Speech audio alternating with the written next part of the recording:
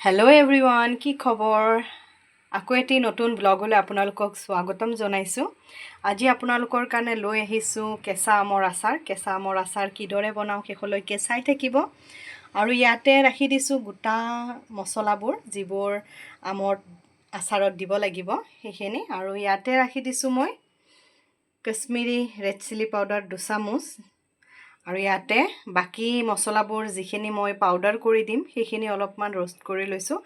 ধনিয়া দিছোঁ মই ইয়াতে 4 চামুচ, জিৰা দিছোঁ 4 চামুচ, আৰু আজৱাইন দিছোঁ 1 চামুচ, কালি জিৰা দিছোঁ 1 চামুচ, সৰিয়হ দিছোঁ 2 চামুচ, গোৱামুৰি দিছোঁ 1 চামুচ, আৰু গুটি জালুক মই ইয়াতে 10-20টামান দিছোঁ মই ইয়াতে। আৰু ইলাচি লঙো দিছোঁ, শুকান জলকীয়া 4টা দিছোঁ। আৰু ইয়াতে আছে কৰ্দৈ জলকীয়া মই ফ্লেভাৰৰ কাৰণে দিম, খাবলৈ বেছি টেষ্টি হ'ব। সেইকাৰণে আপোনালোকে এইদৰে বনাই চাবচোন, খুবেই টেষ্টি লাগে আমৰ আচাৰ। মই আধাখিনি মই ইয়াতে ৰুকি ল'ম, কাৰণ চালাড কটা সেইখন দি অলপ ৰুকি ল'ম, আৰু বাকী অলপ মানে লম্বাকৈ কাটি ল'ম। কিদৰে বনাওঁ চাই থাকক। আৰু ইয়াতে সৰিয়হৰ তেলখিনি মই গৰম হ'বলৈ দিছোঁ। গৰম হৈ গৈছে, অলপ ঠাণ্ডা হ'লে যিহেতু মিক্স কৰিব লাগিব সেইখিনি গৰম হ'বলৈ দিছোঁ। এতিয়া আমখিনি অলপ ৰুকি লওঁ, তাৰপিছত আপোনালোকক দেখুৱাই আছোঁ। ইয়াতে মই আম আধা ৰুকি লৈছোঁ, বাকী থকাখিনি মই এতিয়া কাটি ল'ম।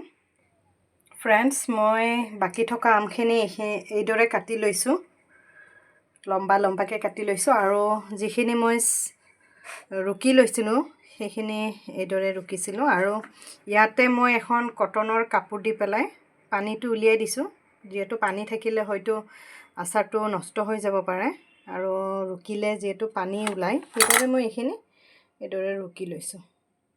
এতিয়া ইয়াতে মছলাসমূহ মই দি দিম। প্ৰথমে মই পাউডাৰ কৰি থোৱা গোটা মছলাবোৰ সেইবোৰ দি দিছোঁ, আৰু দি দিম ইয়াতে এইখিনি আমো মই একেলগেই দি দিম, যিহেতু মই একেলগে গোটেই মিক্স কৰিব লাগিব। আৰু এই কাশ্মীৰী পাউডাৰখিনিও দি দিছোঁ, এইটো কালাৰৰ কাৰণে দিছোঁ। আৰু দি দিম ইয়াতে হালধিৰ গুড়ি, নিমখ। হালধিৰ গুড়ি মই ইয়াতে 2 চামুচ দিম, এয়া 2 চামুচ দি দিলোঁ, ডাঙৰ চামুচ দি পেলাই দিছোঁ। আৰু দি দিম সোৱাদ অনুসাৰে নিমখ দি আছোঁ। নিমখ অলপ বেছি লাগিব, যিহেতু টেঙা আচাৰ, সেইবাবে নিমখ 4-5 চামুচমান মই দিম। এয়া 3 চামুচ হ'ল, এয়া 4 আৰু 5 লাগে যদি আৰু অলপমান দি দিব পাৰিম। আৰু এতিয়া মই কৰ্দৈ জলকীয়াখিনি ইয়াতে দি দিম। এয়া কৰ্দৈ জলকীয়াখিনি মই ইয়াতে দি দিছোঁ।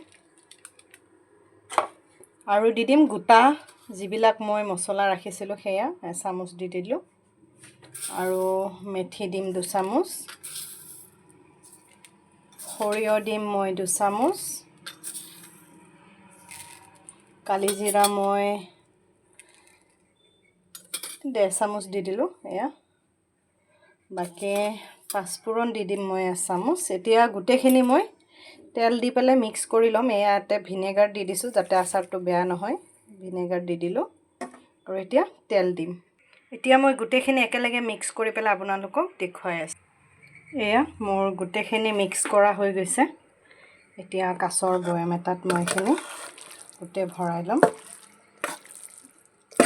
এয়া দেখিছেনে কেনেকুৱা লাগিছে বাৰু, চাওকচোন, কালাৰটো খুবেই ধুনীয়া আহিছে।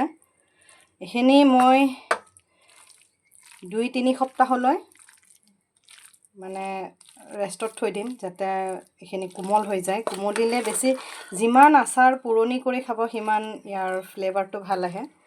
আপোনালোকে এইদৰে নিশ্চয় এদিন বনাব, কাৰণ যিমান টেষ্টি হয় নহয়, আপোনালোকে নিৰামিষ ভাতৰ লগত এইদৰে ঘৰত বনোৱা আচাৰ খালে আপোনালোকৰ বেছি ভাল কিনা আচাৰতকৈ।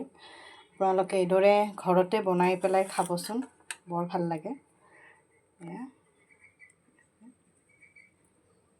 খুবেই ইজি, খালি বস্তুবোৰ অলপ বেছিকৈ লাগে, যিহেতু আচাৰ বনাবলৈ বস্তু বেছি দিলেহে ইয়াৰ সোৱাদটো আহে।